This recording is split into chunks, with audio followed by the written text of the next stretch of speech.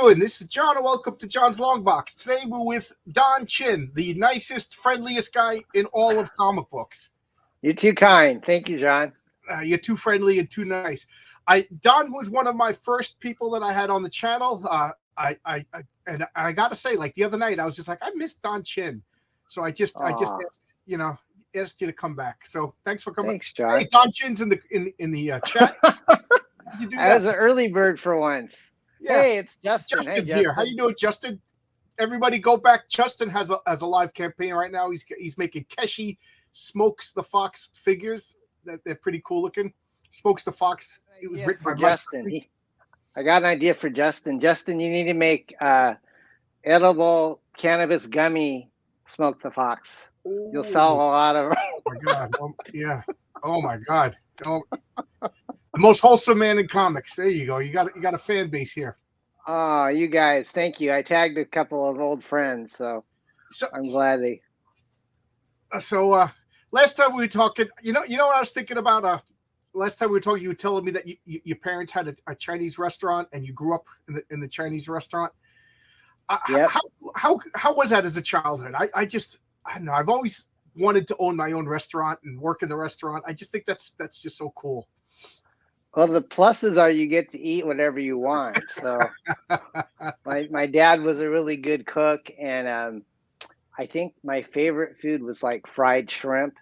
Oh. And I used to eat a lot of seafood. I like oysters, but as I got older, I started to develop an allergy to shellfish, so I can't enjoy shrimp anymore like I used to, or lobster. So that's unfortunate. Oh man. But yeah, I enjoyed it. They made me work. I wasn't just kind of sitting on my hands, reading comics 24/7. I actually worked behind the cash register, and when things were slow, I would read comics. But when people went to go pay their bill, I'd have to stand on a chair because I wasn't that tall, and they would hand me their money, and I knew how to give change. So that was kind of my introduction to restaurant life. I would wash dishes and cups and stuff, and my parents lived at the restaurant, so I didn't really get to leave that much. Yeah, but it was nice. I was a part owner of a pizzeria for about 3 years, and I know what it's like. It was like 18-hour days. I just remember summers in August standing next to a pizza oven. Believe it or not, I was skinny then. And I would just eat pizza all. I still when I see a pizza coming out of the oven, I just want to devour the whole thing. Something about one of my favorite foods. Let me ask you, what's your favorite pizza flavor? Just a plain pizza.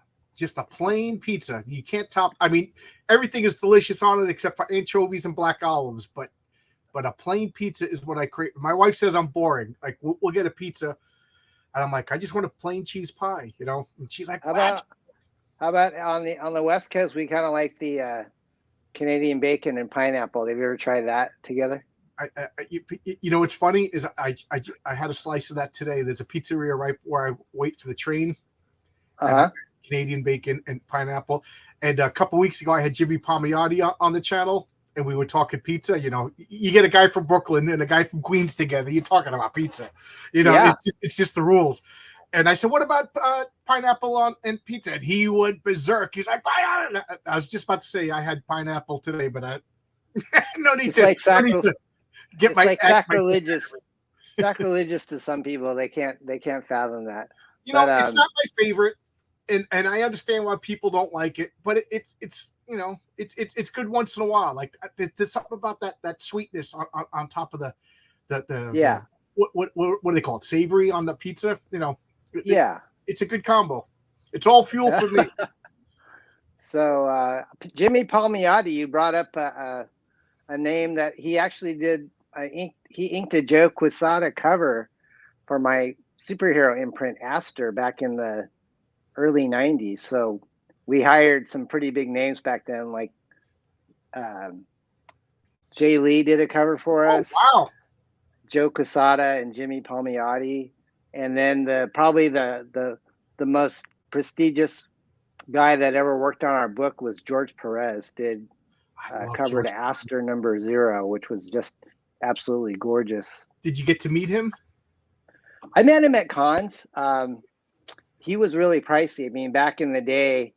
Well, he was the top notch, if you ask me. Yeah, we're talking back in the 90s. These guys were easily like, even back then, like $1,000 for a cover. And we didn't get to keep the artwork. I mean, they got to keep the artwork too. Yeah, you just hired them to do a cover. You didn't get to buy the art. Yeah. Yeah, I wish I could have had some of that. I love George Perez. You know, I tell you, when I saw the news that he was going into hospice, I'm out of the loop. I didn't even know he was sick. Man, that really, you know, when they say which celebrity deaths affected you the most, I got to say it was John Candy and George Perez, because I love those guys. Yeah, John Candy. We still quote Uncle Buck here in our house. Oh yeah, I'm with you, guy. Give me a really good cheese pie and I'm good. Okay, Cam is one of my buddies. It's funny. Hey, Cam. You know the Mandela effect. You remember things that didn't really happen. I remember working with Cam in the comic store, but Cam never worked in the comic store. He just was a customer. So I guess he was like the Norm from Cheers in our comic store. You know, he was always there. But you know, Hey, John, I got something I want to show you. Oh sure. Uh-oh. Get it? Oh wow! Something I want to show you. Yeah. Oh, sorry, I can't resist. Yeah, well, you know, I love that too, because whenever I'm showing off my comic book room, I always, you know, I'll get somebody like my one of my buddies' wives will be coming in. I'm like, and they're all like, these are all comic books, you know, non-comic book people, and I'm like, hey, you want to see my giant size thing? And they all get no. And I'll take out a giant size comic that says thing. Don't say giant size man thing, because yeah, you want to see my giant size man thing? I got 4 of them. You got the Howard the Duck first appearance? Yeah. Oh, really? Yeah. When it comes to Marvel, there's not much I don't have. Yeah, I love that. I don't think I have giant size man thing, but I loved Howard the Duck, especially you know, the early ones that Gerber and Brunner did. Yeah, the art. First off, the art in those were amazing.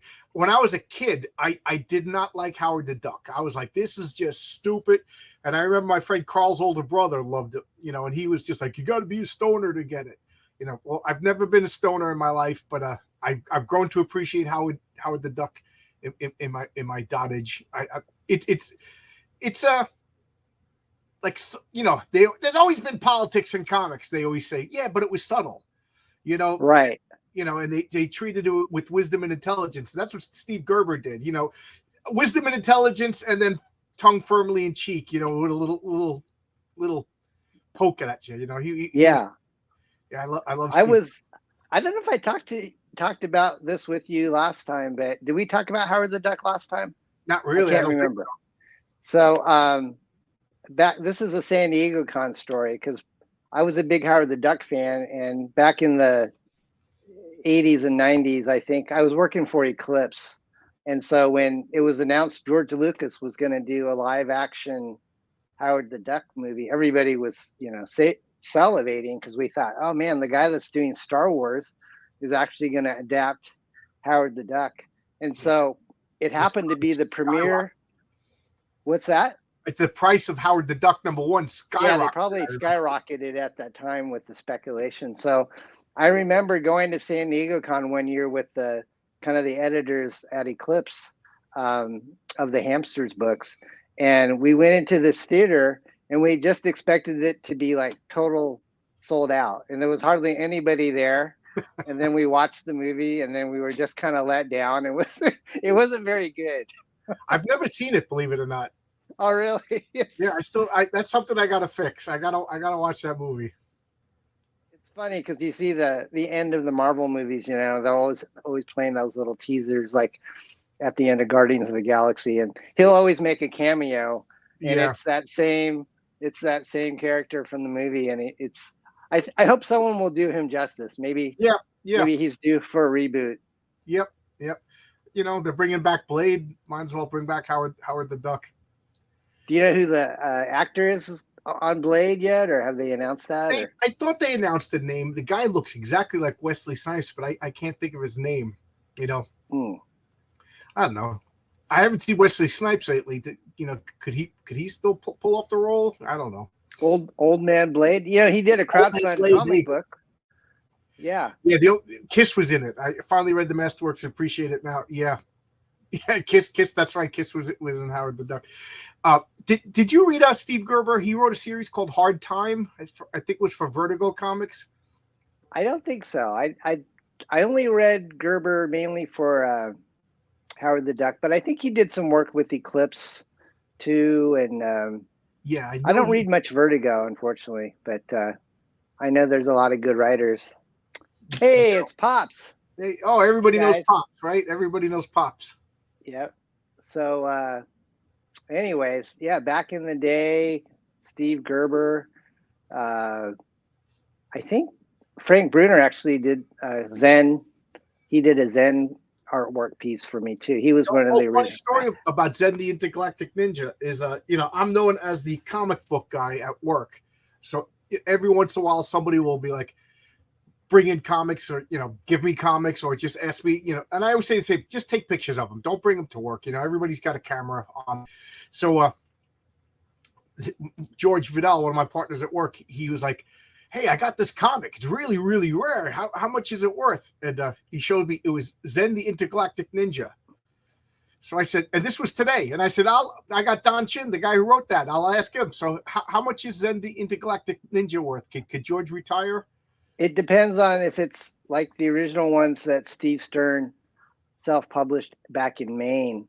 The Entity comics that we did, they were pretty large print runs. So anything like from the 90s from Entity, number one issues, you can still get a few dollars over cover price. But the ones that are hard to come by are the ones that Steve only printed a few hundred or, maybe 1,000 of. And I have some of those, but they're downstairs. But you'd probably have to find out what issue. If you direct message me, tomorrow, if you can send me a picture or something of it, I can probably ballpark it for you. but odds are he has to go back to work.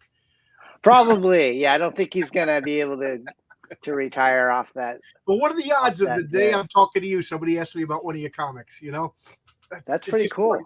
Yeah, it's funny, huh? You should have Steve Stern does interviews these days, and I just became a Facebook friend with Jim Shooter. He accepted my friend request, and I remember all the great Marvel books were really under his editorship. All the ones that I really liked, back in the 80s, like X-Men and ROM and Micronauts, and those are just awesome.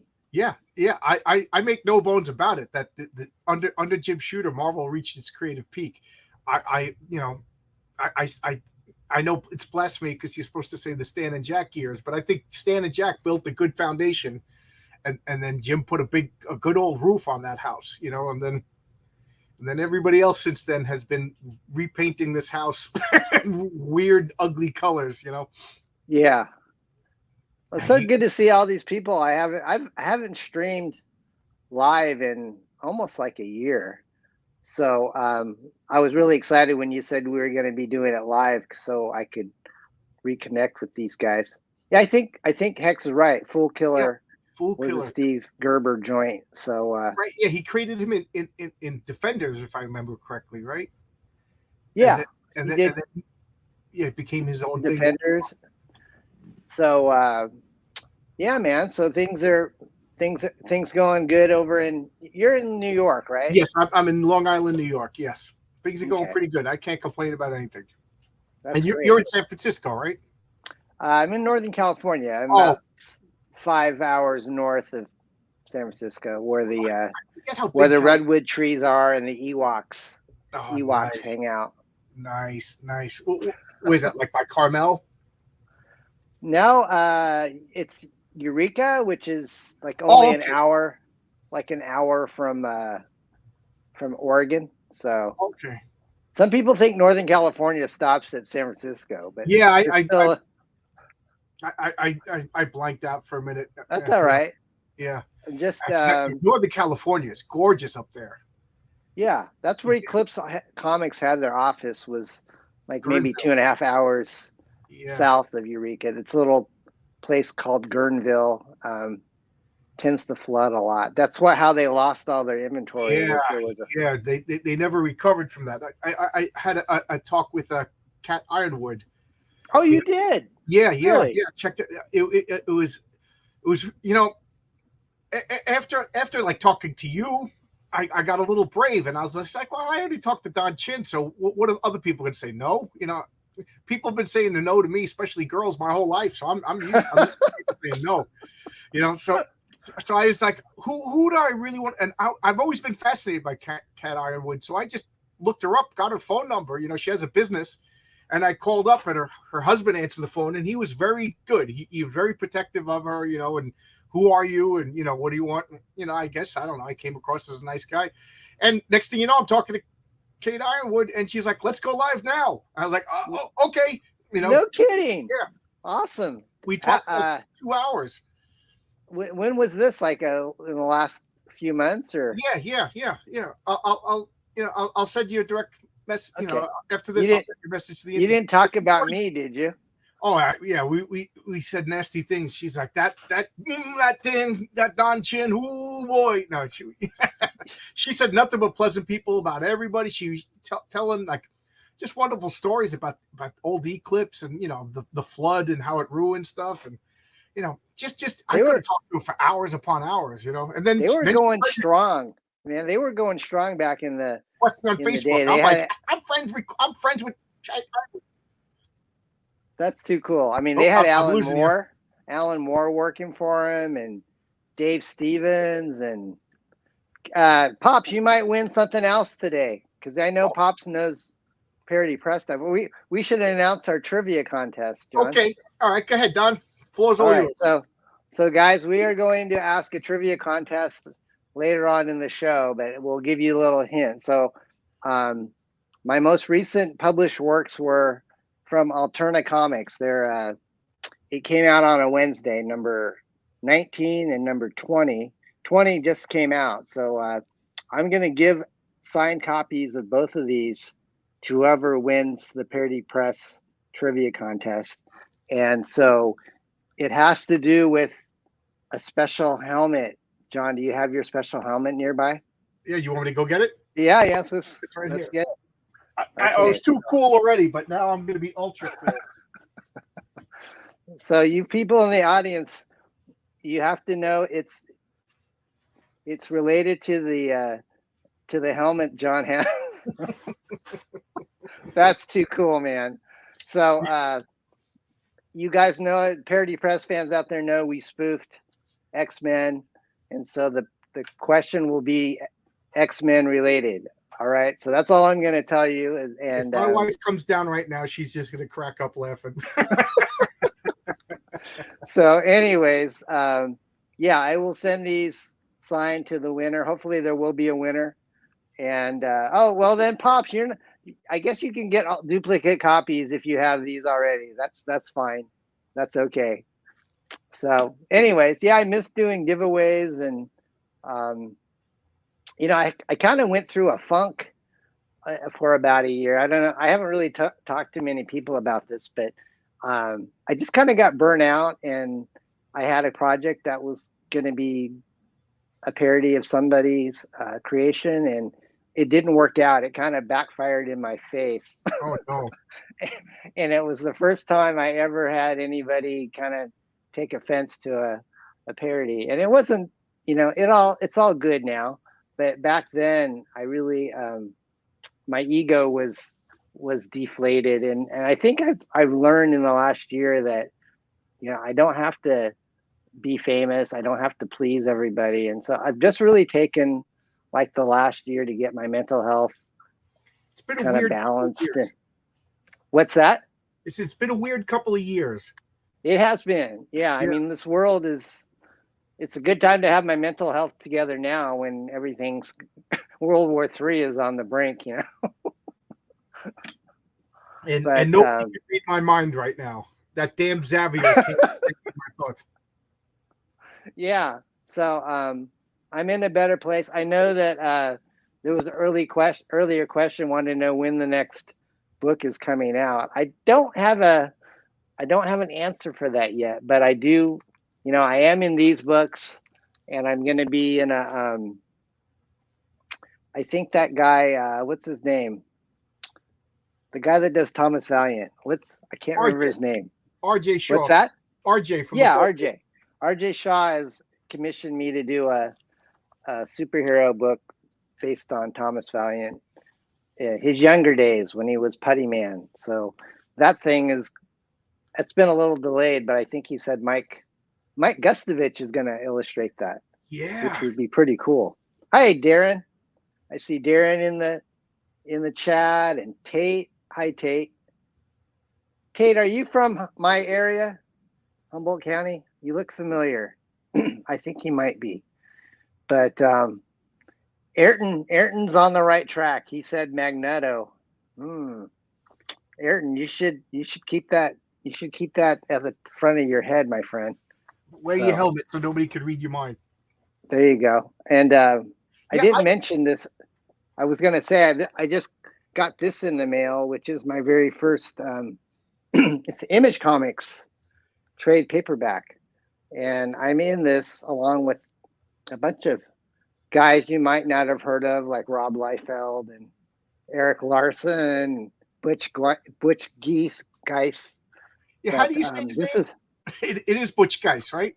I think it's Geis, but I liked his work a lot. So this is like a pretty cool, compendium of all the stuff that was in Megaton, which was Gary Carlson's fanzine, and it launched Eric Larson, and Liefeld's first Youngblood was in there, and I just went and got the original floppies since we talked. I was like, well, I got to get these because I'm a crazy. Oh, good. Yeah. So. Were they expensive or not too bad? The first issue was a little expensive, but the rest of them were reasonable. That's good. Yeah, I went to Savage Dragon was in the first Megaton. Yeah, I kept and what's his name? Don Simpson, is that his name? The guy Don Simpson. Yeah, and he was nobody, right? He managed to pull all of these amazing people. Was he the kind of guy that like had an eye for talent, got them together? Was he just charming, or was this just dumb luck that he got so many great people? Oh, you mean Carlson? Yeah. Okay, because Don Simpson did Megaton Man, so people get Megaton and Megaton Man. I'll put my helmet back on. It helps me think. I think it saps some of your brain cells, John. Yeah. But Carlson, he just had an eye for. He was in the right place at the right time. I mean, there's a bunch of hungry, starving artists out there, and you just kind of have to weed through the mediocre ones to find those gems. And he just had a real talent at finding great people, and so I kept I'm like, how did this all fall? Sometimes the stars just align, right? Yeah. And I mean, I'm sure back in the day these guys didn't get paid anything. I know the story that I wrote. I just wanted to be in print, because before you become a pro, your goal is just to get in print, because you got to get your name out there. Yeah. That's the dream. So, now that you got me thinking, how is you don't have to break into comics anymore. You're already a name. But how is it different now? Like when you came in, you had to fund your own comics and, and whatever, hook or by crook, right? You were doing it from your parents' house, he said, right? Yeah. I mean, I got so many rejection letters. I said, let's just publish this thing by ourselves. And so me and my friends basically asked my parents to help fund my comics. So if you don't have rich parents, then you just kind of have to make Xerox copies of your work and send them, and just kind of, we're talking back in the 80s. These days, you can submit digitally, whether it be a website or email. So it's so much easier now, but at the same time, it makes it probably overwhelming for people that are trying to publish. They might get more submissions than they're needing. I don't know. I see Marvel and DC on like recruiting people who've never worked for comics before. It's kind of really, I don't know if you've been following, but you see all of these names coming on X-Men, and you find out Yeah. it's their first comic, and then they're doing I interviews bet. like, yeah, I used to watch X-Men cartoons when I was like, dude, if you work for Marvel and you don't have a room full of comic books and you can't like casually drop Fool Killer into a conversation, you don't have any business writing X-Men. But what do I know? Yeah. Like you got to bleed ink, from contact high from comics. I But wonder. not I wonder if the wages have gone down a lot. It's because circulation must be really, really. I mean, I can't imagine them selling like they used to be in the. Chuck Dixon says they asked him, would you go back to DC or Marvel? He goes, I couldn't take the pay cut. Yeah. So I don't know. Like I saw Walt Simonson advertising on Twitter that he reached out to Marvel, and Marvel said to Walt Simonson, this guy could still draw, one of the top 10 best comic book artists of all time. They said, no, nobody is interested in that old fashioned art. I was like, nobody at current Marvel is, but I'll tell you, there's a legion of fans who are interested. I just think I agree with you. They probably just can't afford the rates that he was asking for. Yeah. Walt Simonson he's a legend, man. I just, I'm selling off some of my collection, and I came across a Dr. Fate that he did. It's pretty cool. Yeah, I remember those. Yeah. So, you're doing real estate as your real job, right? That's been keeping me busy, man. Even with COVID, there was a little dip, and then I live in this magnificent part of California that everybody wants to move to, and after COVID hit, it's not slowed down. So I've been really busy. I've had my best 3 years of real estate in the last. Wow, that's good. 3 years. So I've been, it's not for lack of me wanting to. I love to do comics, but I'm just, it's you spend a lot of time doing the shows and the crowdfunding, and I make a lot more just doing just selling a house. Houses up here are like, they're like $500,000 easy. Yeah, I can only imagine. Yeah. So, I think after COVID, everybody wanted to get away from the cities, So I imagine it's more rural where you live, or suburban. Very much so. We're about. I would be surprised if there's even 100,000 people in my whole county, so it's not very populated. Have you ever watched the show Virgin River on Netflix? Yes, I watched it because my wife is always watching it, so I'll be sitting on the couch responding to emails from people. So yeah, I've watched it. Yes. It's kind of like a chick flick series, but it's very popular on Netflix. It's probably one of their top 10 shows. Somebody said it actually beat out Stranger Things like the last season as far as viewership goes. But it's not filmed in Humboldt County, but it's set in Humboldt County. And so I think people watch that show, and it's kind of created more interest in tourists coming up here, because it takes place in Garberville, which is only like, I could get to Garberville like in an hour from here. Yep. California is expensive. I live in New York. We're the two coastal people over here. I guess we'll start bitching about property taxes and the cost of living soon, sometime in this. Oh, it's expensive. I mean, gas up here is, I know it's expensive everywhere, but our gas is always the highest. It's like around $6 a gallon. Wow. So, $6 a gallon. Yeah. Oh man. I take the train in for two reasons. I just don't want to drive after work, and I'll pay for the train ticket and read a comic book on my way to work and on my way home. Nice. I saw you were going to interview JM. Did you say JMD Matthias? Yeah, JMD Matisse is how I've been saying it.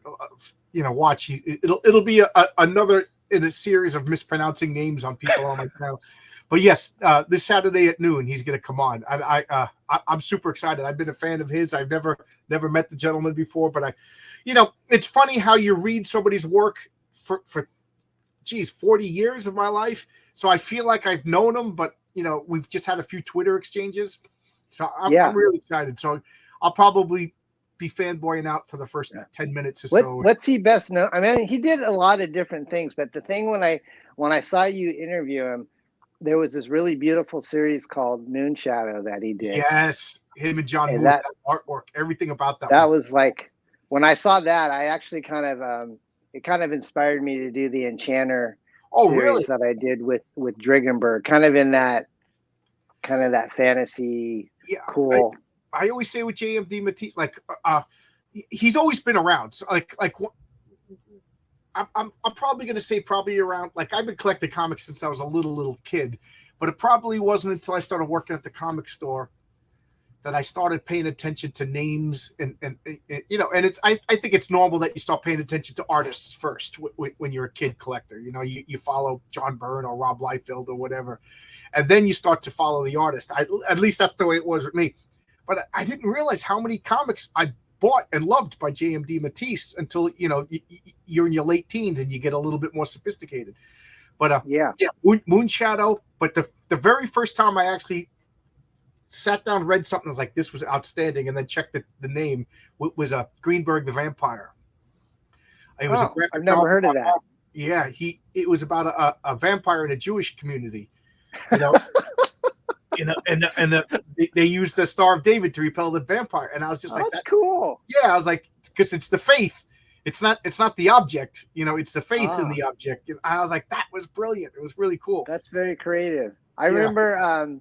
I mean, you're you know, obviously you and I both kind of grew up in the same era, and we've already discussed, you know, the big people we love like Perez and Byrne and Simonson, but writing wise, we don't really talk about those. I mean, we're talking about Gerber, but there was a guy that thinking back on the Shooter days, that a lot of people don't bring up, but that was Bill Mantlo. Oh, yeah, Bill Mantlo.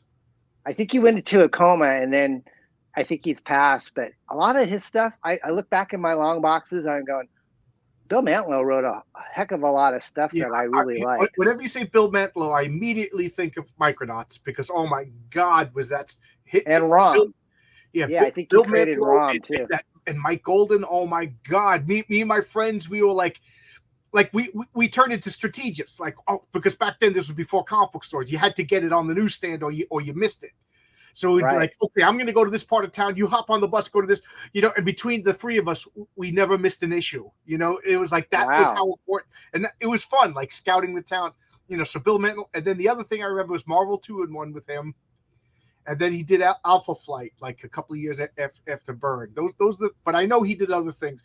Yeah. And I heard he suffered an accident. He had like a traumatic brain disorder, and he spent the rest of his life in like, not hospice care, but there's another one, like intensive care.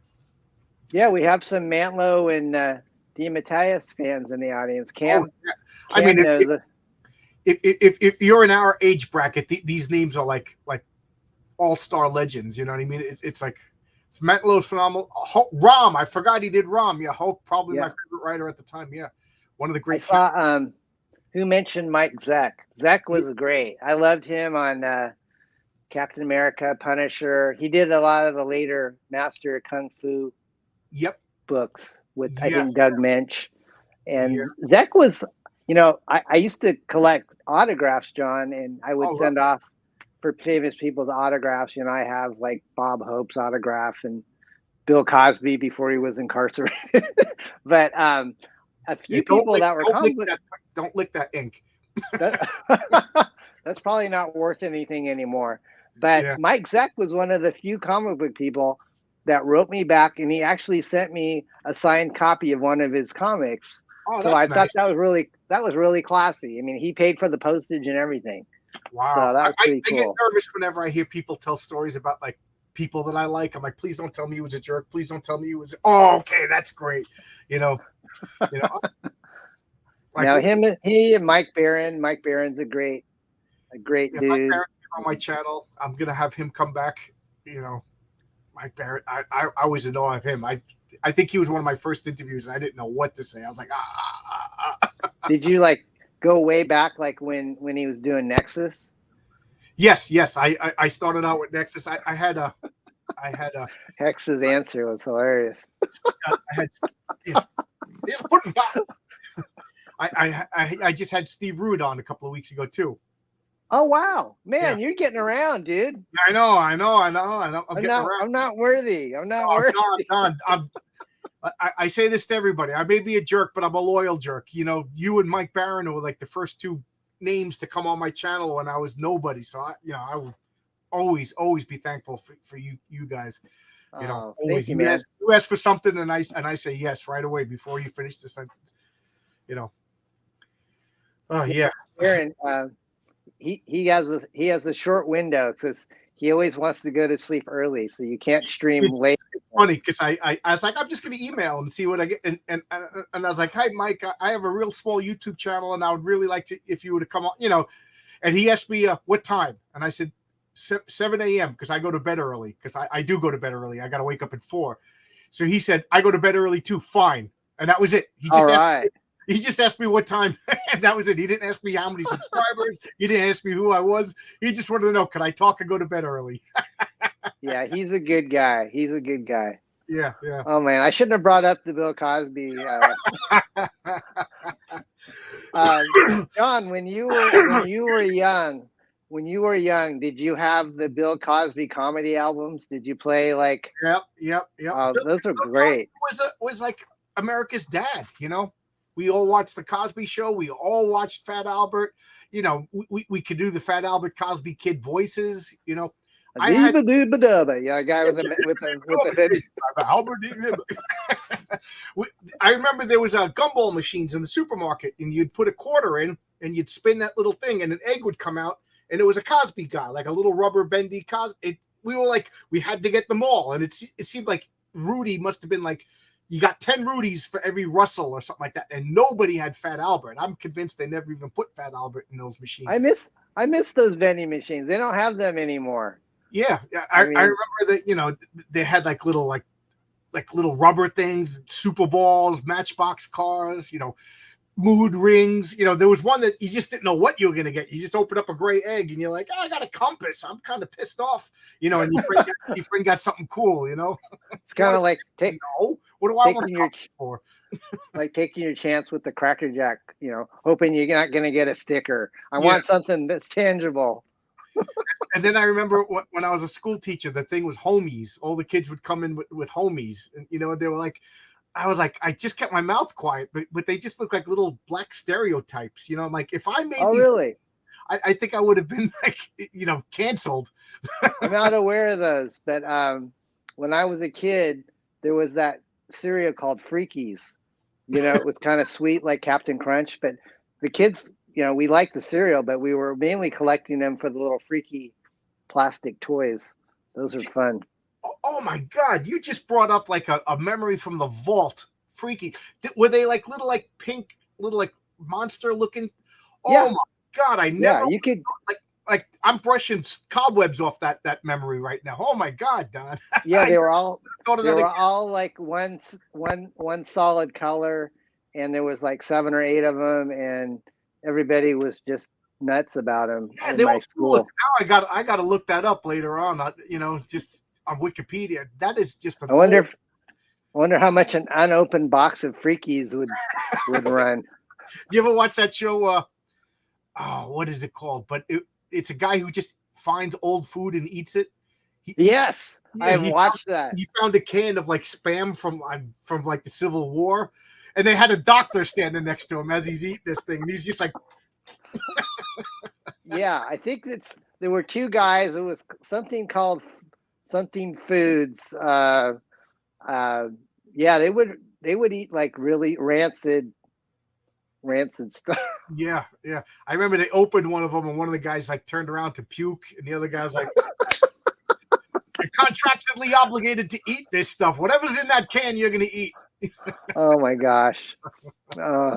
That cereal was sponsored by X-Lax, I think. There was another show, Man vs. Food, and it was like this chubby guy would go around and just like eat the exotic food. Yeah, man, how did I not get that job? That was like the perfect job for me. You know, somehow, like if I could like monetize reading comic books and talking about comic books, or eating delicious food across the country, just driving, me and my wife just driving across the country and trying to eat a meatball parm. Oh my God, that job was built for me. Do you like sushi, John? I do not eat lots of fish. I like you were saying before that you developed an allergy to fish. Me too. So I eat it in Not so much. small doses. You know, like Okay. egg rolls. If they put shrimp in it, you know, I'm fine. But I could tell when I eat too much, I start to get like a fuzziness in my mouth, and I'm like, okay, I'm Yeah. you know, but Yeah, you're probably allergic to it. My doctor said you should take a food allergy test. And then I took the food allergy test and she goes, you can't have eggs. You can't have wheat. oh, You know, there's all these other things I'm that's not why you're supposed to skinny. have You it. can't have all the delicious stuff. I cheat every once in a while, but I've lost a lot of weight. I mean, last time you interviewed me was 7 months ago, and I'm probably around the same weight now, but I was up to like 170 maybe about Well, 12 up years to ago. 170. If I got down to 170, I think they'd be putting me in a hospital. We were talking about our ideal weight today. One of the guys at work is starting a diet, and he says he just wants to be 199. He just wants to be lower than 200 pounds. You know, and this guy is 6'6", and he's 265 pounds, and I was like, oh my god, I'm 250, and I'm not six. I'm 5'8". You know, how how are you heavier than me? Because this guy's a rail, but some people just wear it well. I don't know why I'm talking Yeah, about the weight. that's all right.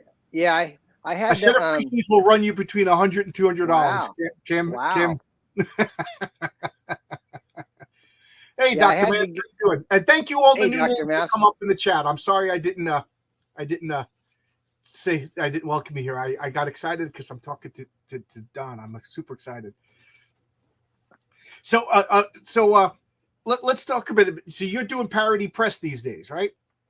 I'm doing parody press. I haven't done a book probably since 20 well, I mean like last year, but early Yeah, last it year. wasn't that long ago. It doesn't seem that I've long. been kind of dormant. Yeah, I haven't really done much other than the Alterna contributions, and yeah, so it's Who I does just the art? Who does the art for you in the alternate? And it came out on Wednesday. let's see, this one number 19.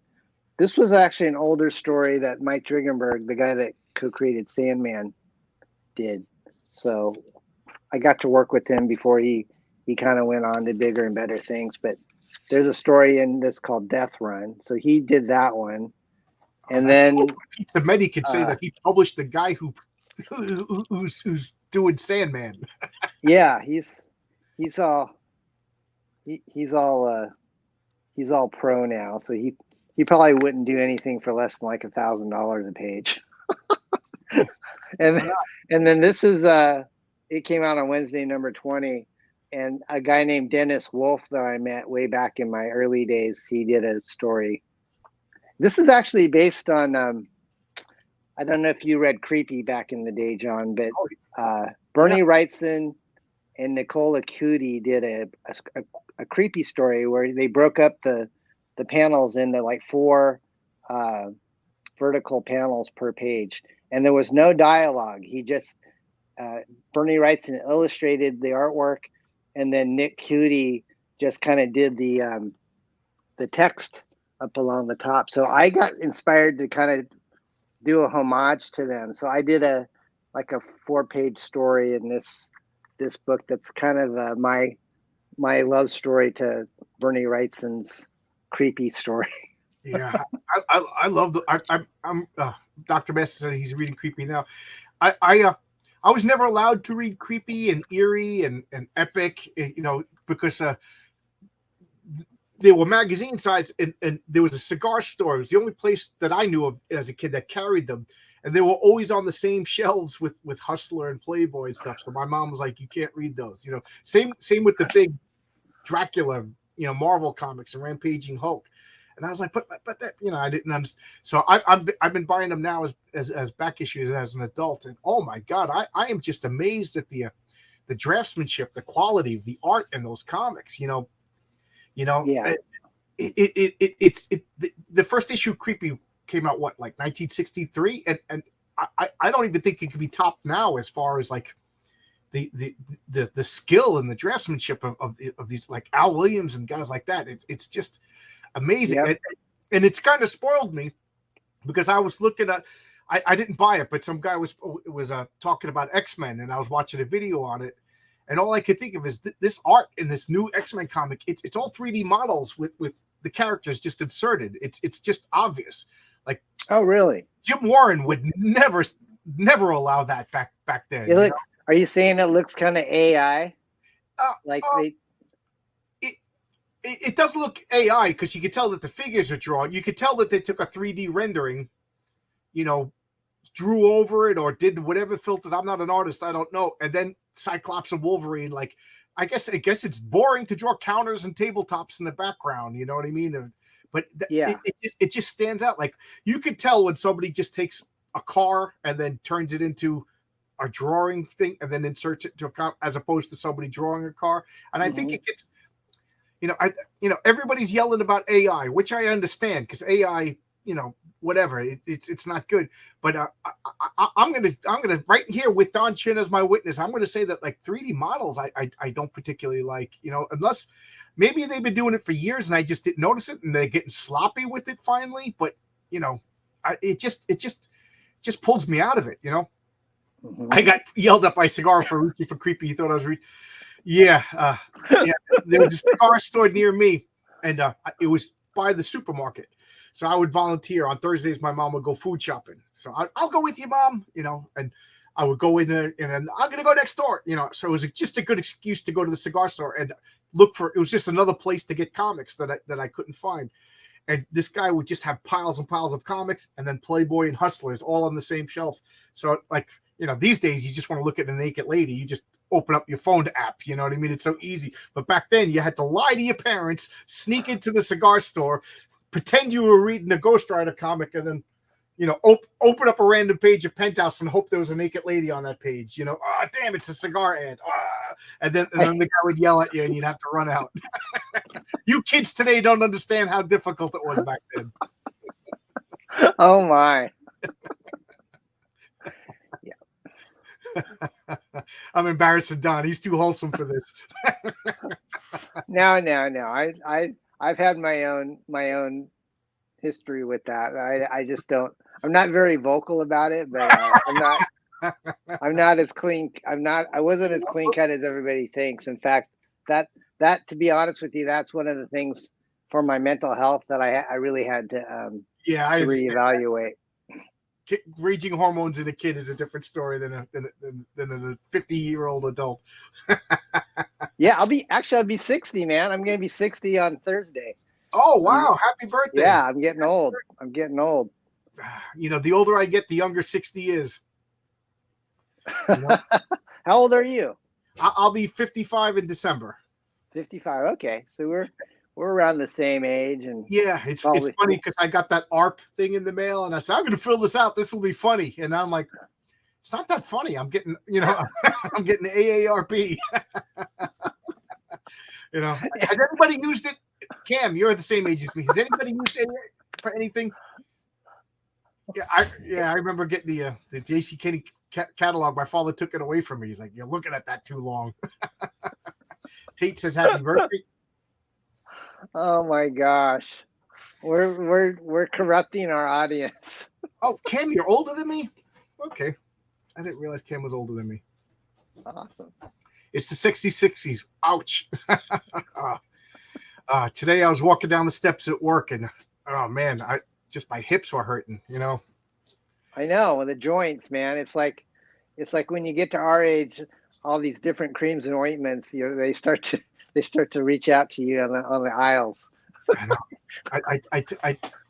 Every morning now I take a handful of vitamins, and I take that omega-3 fish supplement. Good for you. Yeah, I can't believe it.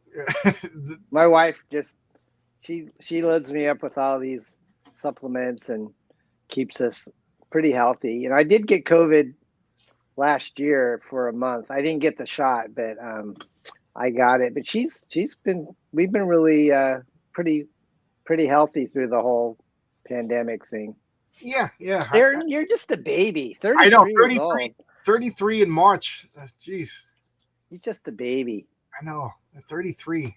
Man, when I look back at myself at 33, I was a baby. That Mike D is another one of the comic book guys. I take the omega-3 fish. Yeah, you got to do something. I got to do something to stay this handsome. My There wife. you go. What was the name of the chosen thing you wanted to ask? Chosen Con. Chosen Con. Where was that? Dallas. In Dallas. Oh, there was a Chosen Con. Yeah. I don't know if you guys know this, but Chosen it's like a Christian adaptation of Jesus's life that I think the same guys that put out Sound of Freedom. Yeah, Angel Pretty Studios. stuff. Yeah, they're on their own though now. Yeah, I think Chosen is their own thing now. Yeah. I think they left Angel Studios, Yeah. but Okay. So But, it was crowdfunded though, right? it was crowdfunded, and now it's on. It's on Netflix now. It's on everything. It's on everything now. It's an excellent show. Excellent show. Okay. So it has a big following with the faith community. I mean, I'm a Christian guy, and I've told people this before, but my brother and sister-in-law were very much into the show, and they actually donated to crowdfund to the level where they could be an extra. But unfortunately, it was during COVID, and so the date they were supposed to go and be an extra was, I think somebody got sick, so they couldn't make the shoot. But they were going to be one of the extras with the old Bible The loaves and fish. garb. Yeah, that would have been cool. So yeah, man. Yeah, the But I show. did see. Have you seen any good faith-based films lately, or anything I saw the Sound good of that Freedom. you like? Well, My- it's my- not You did? I haven't seen it yet. Is Yeah. it good? your only son. It was good. I enjoyed it. Yeah. First off, my wife and I it seemed like before COVID, we were going to the movies every week. We're like, we don't have any children, so we live like children, toys and games and going to the movies and, going out to dinner. But then after COVID, there's really nothing worth seeing in the movie theater, So, Not but really. Nothing so, that I. we made like a big date night out of going to see the Sound of Freedom. The only thing I have to say, it was excellent. It was disturbing because the subject matter, I mean, it has to be disturbing or they didn't do their job. But you could see the limitations of the budget every once in a while. Like a couple of scenes, I'm like, I saw they used that set already. They used that set. But other than that, I thought it was excellent. And people fighting against it, I just have to say, what's your problem, dude? It wasn't preachy. I mean, if it wasn't Angel Studios, if it was a Spielberg film, first off, it would have looked, a lot better. But second off, like everybody would have been championing this movie. But I really thought the outburst against that movie was really bizarre. Yeah, It was a good movie. It was a good movie. Oh yeah, that's right. My wife just reminded me we saw His only son. His Only Son, about Abraham, the story of Abraham. I haven't seen that one. I liked it because I'm a history guy. I have a degree in Greek and Roman history, so I'm fascinated with history. I'm fascinated with the Bible. I'm fascinated with like the old, but the time of Abraham, I have to admit, is a time that I don't know anything. So it was really cool to see the soldiers in their armor. They had their era accurate weaponry. And their hairstyles. I thought that was really cool. It was a low budget movie, but the fact that it was just a couple of tents and dirt roads didn't really, even if they had $1 billion to make that movie, it wouldn't have looked that much different. So I'm cool. They're making a couple more, like the Chosen's next series is going to be released in the theaters first out here. So I think 2 episodes a night. So my wife and I will go see that. I'm most familiar with Chain Pot, The Chosen, the movie with Robbie Benson and Rock. Oh, I don't. Okay, I haven't seen that. Robbie Benson. Now there's a name we haven't seen. There's a name. There's a blast from the past. He was dreamy back in the 70s, right? He was. I think he did a basketball movie called One on One with like Annette O'Toole way back in the days. Annette O'Toole is one of my celebrity crushes. Julie Newmar, Annette O'Toole, and Diane Franklin were my 3 Hollywood crushes. Oh, Diane Franklin, yeah, I think she's on Twitter now. She's on Twitter now, and every once in a while I send her a message. Hi, I'm John. I have conversations with people on YouTube. I leave out the comic book part, trying to trick her to come on my channel. Oh, that would be great. She was fun. I liked her. I think one of my favorite movies was that one with John Cusack. Yes, yes, yes. Well, wasn't Better Off Dead? It was Better the Off other one. Was it Better Off Dead where she was in that one? Yeah, she was the French foreign exchange student. Okay, she was that one, and $2. she was in the last American Virgin too. Yeah, that was a the really first sad. Yeah. That was a sad movie, man. That the guy didn't get the girl in the end, and Yeah, that was different. You know, he drives away, and it's like everybody in the audience is going, "Oh man, this is like sad." You know, I'm taking a date to a movie, and now everybody's sad. Oh my gosh! He's in the Amityville, The Possession, which is really creepy. And what was that, John? Diane Franklin. She was in Amityville 2, The Possession. Oh, she was in that. She did some horror, huh? Little sister, and she was. Did you know that she was actually cast and started filming as Amadeus's wife in Amadeus? And then they replaced her with the girl that plays, whose name escapes me, who was terrible in that role. And Diane Franklin said she's still bitter about it to this day. Like that must have been. I'm speculating, but that must have been like couch Hollywood. That was a fun movie. Yeah, Amadeus with Tom Hulse, I think was. Yeah, he was. What happened to him? He was. I don't know. I was just going to ask you whatever happened to him, and it was that other guy that played Salieri, there, F. Murray Abrams or something. Abraham. Yeah, he was. He won an Oscar for that, right? Yeah, I think he did. Yeah. So, man, we know a lot about movies too. Yeah. Well, it's for I know everything about 40-year-old comic books, 40-year-old movies, and apparently now 40-year-old serials. We're all over the place, man. Never a dull moment. That's why I said it's more of a conversation than an interview. I just like I like talking with all the comic book people. It's nice to hear your wife. What's her name? My wife's name is Eleanor. Hi, Eleanor. Hi. Nice she's to see you. right on the other side of the camera, folded laundry right now. Do you remember Saturday Night Live when Dana Carvey would do the McLaughlin group?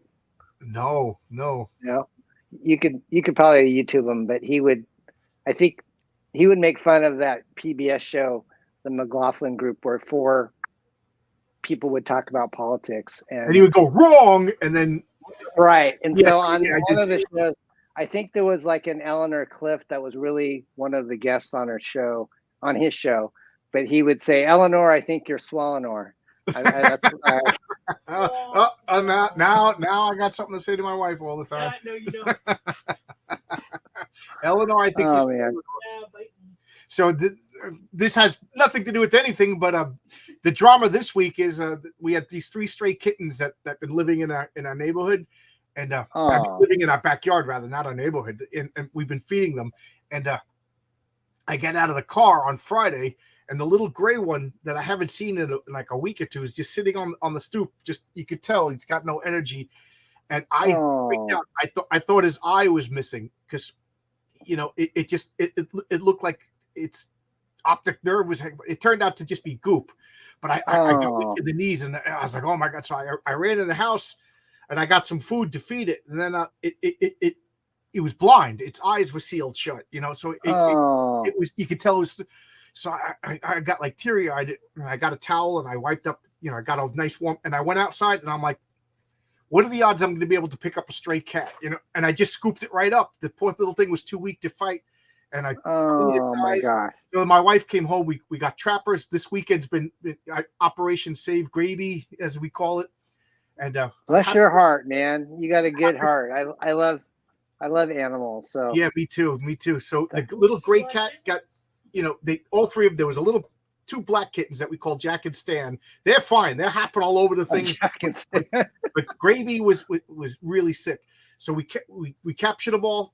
This crazy lady in our neighborhood took them home to the vet, and she got them medicine. She's getting them fixed as we speak. Actually, they got fixed today. Oh, they got fixed today, my wife said. And then the lady down the road, who she would take her grandkids and her dog, and she would like to walk in front of our house because there's always cats playing on our lawn. The kids, so they're gonna take Gravy, and it's a great cat. So they're gonna name him Gandalf. So I'm happy. So now I got to be like, don't you want Merry and Pippin? I got to talk them into taking the 2 black, because we got old cats. I don't know how they would react to. Well. So anybody watching this and you live in New York, do you want 2 perfectly healthy, free, Beautiful black kittens. beautiful black kittens. So I'm going to take them in. I'm going to foster them down here, because I want to foster them in the ground. I don't want to put them outside again, and then they're just going to get sick again, But anyway, there's your cat update. I've been posting the story on Twitter. So that's sweet of you, man. That's nice. Yeah, man, it's already been an hour. This is going holy mackerel! fast. Holy mackerel! I didn't even eat my spaghetti yet. Oh man, that looks. What kind of sauce did you make? Your own sauce, or my wife saw out some of the recipe jar on Facebook, and she said, "Does this look good to you?" And I was like, "Go make that." So it's like a marinara vodka sauce mixed with meat sauce in it. So Alfredo, tomato sauce. Oh, Alfredo and tomato sauce. So yeah. Yeah, that sounds good, man. I haven't had real spaghetti. Yeah, you're dieting, and I'm time. sitting there talking about my fattening food in front of you. So you want to give your trivia question? Yeah, let's do the trivia question. We still got an audience here. Okay, so you guys, if you were paying attention earlier, I offered to give 2 signed copies of It Came Out on a Wednesday to the winner of our trivia contest. I'll let John put on his Clue helmet. Okay, so here's the question. I guess the first person to answer in the chat correctly will be the winner. All right, so here's the question. Name either a character or a villain from the Parody Press comic book X-Farce, or also better known as the Unfunny X-Cons. That's the trivia question. So if you know a hero or a villain from that series, you can put it in the chat and you will win these comics. I will ship them to you free this week, signed if you want, and you can say you won it on John's long box. Oh, there we got a winner. Ayrton wins. Ayrton, you'll message me on Twitter, my friend, with your mailing address. I know you've bought my crowdfunds before, but that would be easy to send me your ad. Oh, you okay, John? Yeah, I'm just. Thank you for that visual aid. Eric, I'm sorry, you're just 1 second too late. He came in. Magneto, if you guys did not know, is the character I created that is Magneto, but what if he was Mr. Peanut? And he has vacuum seal abilities. That's just the way my mind works. Knocking over everything behind me. Hey, you got a gaming chair like me. Garbage behind me, yeah. You got a gaming chair like me, but you got cool little red backing there on the back. Yeah. Okay, so anyways, sorry, Eric the handsome. We're starting internet drama. I've been following the internet drama that's been unfolding this week and staying out of it. But now we created our own internet. I actually moved, so I'll send you my new one. There you go. All right, that sounds good. Hey, Darren, D-Wag. I almost wore my Bow t-shirt today, but maybe next time I'll wear that. Yeah, man. Anybody else have any questions, or I think we're kind of winding it down. Anybody want to say anything? Oh, let me. Do adolescent radioactive black belt hamsters? Geez, that's a mouthful to say. Do you still get residuals from that? Do you get money from that? Is it still selling? Well, what happened was that that was kind of like my claim to fame, and then I was doing real estate, and just kind of out of the blue back in like the early 2000s, the publisher for Dynamite Comics, we had known each other from, when I was publishing with Entity, but he had always liked the hamsters. So he reached out to me. His name is Nick Barucci. And he was saying, I'd like to relaunch the hamsters and, give it the full color treatment and just kind of do it right. So he hired a team to draw it, and it was all right. It was a 4-issue miniseries, but it really, to me, I look at it and I go, I wish I could have wrote it. You didn't write it. Yeah, I did not write it. So they hired some other guys, and it just didn't kind of have that organic Chinan Parsanovich touch, and so Yeah. it didn't last very long. So after that series came out, um, Dynamite, even though it didn't do great, he said, "Would you be interested in selling the rights to the characters to me?" He made me an offer I couldn't refuse because back then I wasn't doing comics and the characters weren't doing anything. So I I made a deal with with Dynamite, and so they actually own the rights to the characters. So Oh, you can't do it. I can't do anything without their permission. And so a lot of people that are in the chat probably remember there was supposed to be a Cyber Frog Hamsters team up like a few years ago, and that kind of got chucked in the toilet when all the politics came to be. So they're just in limbo, and maybe there'll be someday in the future will the Dynamite will bring them back. Or I'd I love would to love see that. Hamsters Turtles battle. I know. I would love that too. Oh, That would be how epic would that be? Yeah. that'd be pretty cool. I remember when the Hamsters came out as a kid, you know, I was just like, oh, you know, they were fine, you know, but I went back as an adult, and I have to say, like, even before reading them, just to sit down and Parsanovich was so good. His art was like so interesting, and like I think I said it when I showed the comic and video. It reminded me of like Mobius, you know? Yes, Yeah. very much so. He was I don't know if I told you this, but he passed earlier this year. Yes, we talked about. So his sister actually is going through his stuff at his house, and came across some artwork. I think she's going to try to save some for me, and I'll buy it from her. But yes, Parsanovich he really was a prodigy. A lot of people said I can't get into his artwork, but if you look at it, No. from a even when he was in high school, I could tell he was. Were he you was childhood amazing. friends? Yeah, we grew up in he was in my high school. I met him at a high school cartooning class, and Oh, cool. we're totally polar opposites. I mean, he looks like a kind of a homeless guy, and I look kind of like this yuppie conservative. And so for us to get together, it was like, a liberal and a conservative getting together and Wow, kind of doing this you mean it weird. could happen? You mean people with different politics could get along? Wow. I know. What look at all the weird stuff we could do. Yeah, let the together. modern comic book world know that, you know. I know. Yeah. But It's funny. John, it's been a good time, man. I want to do this again.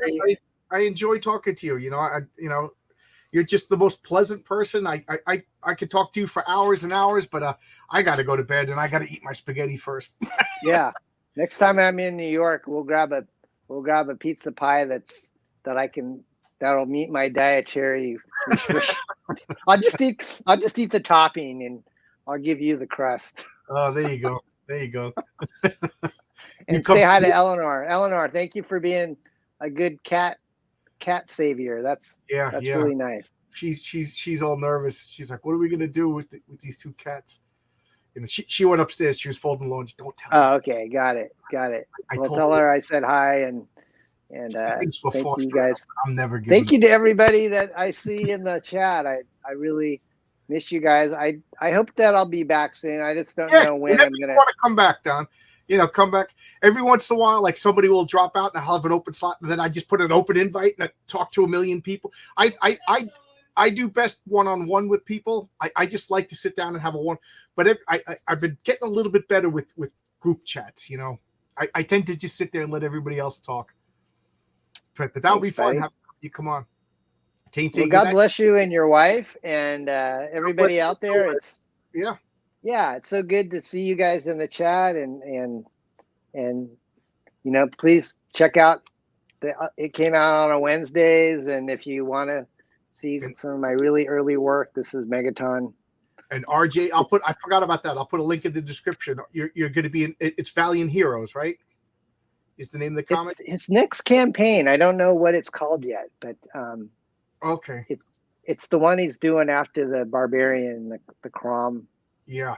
The Crom book. RJ's great. He's another one. He's actually the first person to reach out and talk to me. So I'm very loyal to RJ. Great guy. Great guy. Yeah. Well, I just thought, people talk about the negativity of the internet. I got to say, the internet's been nothing but a pleasant, fun place. I get to talk to Don. I get to talk to RJ, Kate Ironwood. It's just, I'm as happy as happy could be. But Well, you have a good heart, and it comes through to your viewers. And I think the love you have for this hobby it's infectious. I do. And I love comic books. It's freaky, my love of comic books. I don't care who knows it. I don't. You wear your flag. You fly your nerd flag proudly. Yep. But there you go. Anything you want to say? I know I talk too much. No, I just am glad to see everybody, and I hope you guys are all doing well. Happy Thanksgiving and happy holidays early. But yeah, it's been good to check in, and I want everybody to know things are going good. Good. Hopefully see some more stuff coming out with Parody Press, and some maybe RJ will get you to write some superhero comics. And oh man, this could be your renaissance. Yeah, you never know. That'd be fun. The thing is though, I'm the thing that I've come to realize, John, is that I'm content now, even if I'm not like out there. I think when I first got into comics after being taking a hiatus, I just really wanted, I was really seeking my ego to be stroked, and that I had to compete with everybody. And that, I think, put me in a wrong headspace. I wasn't comfortable in my own skin. And now that I've come to like have some things not work out the way that I thought, I kind of realize what's really important. And that is the people are important, not my, getting my name out there. I've had my spotlight. I don't need to be in it. And now I see a lot of people in the spotlight now, and it just seems like they're really having a lot of bickering and problems. So I'm much more content just kind of staying out on the sideline. A wise man named Obi-Wan Kenobi once said, "There's always a bigger fish." So if you're driven by ego, you're never going to be happy. Absolutely. And we have a higher power that we both know. I look. Will take care of us. So. Look at it. I started this channel due to COVID. I just wanted to talk to people. I'm an outgoing person, and when everybody's locked up in their houses, I'm like, well, what can I do to get around? Oh, I'll start a YouTube channel. It took me 2 years before I got a guest, but I don't. I'm not competing with Eric July or EVS or any of the big names. That's a ridiculous. Just be yourself.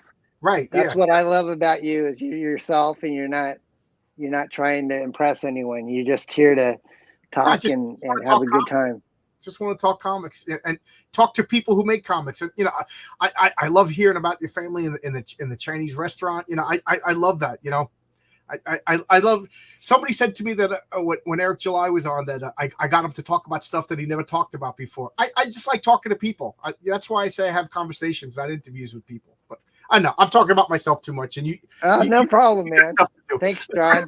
Well, enjoy your spaghetti. You might have to nuke it though. I think it's probably a little cold. It's probably a little cold. And thanks. So, anyways, names in the chat. I saw a lot of new names. I appreciate that. Thanks a lot. Hope you stay around. Tomorrow I have a Don who's going to be talking about his comic Omega Storm. So and then Saturday I got JMD and Matisse, and then Saturday night Michael Bancroft. So I got a busy week. Yeah, love those guys. Cool. Yeah, I know. All right. If they want to talk to me, who am I? That's awesome. Thanks, John. Oh no, I just lost a subscriber. Oh well. You got it. I'll get your subscription back. Everybody going back Nephilim Squadron by Hex Allen. Hey there, Candace. Good to see you. Sorry, the show's over now. Yes. Hi, Candace. You can watch the replay. Okay. So, all right. Bye-bye, everybody. Thank you, Don. Okay. And this is good night. Good night.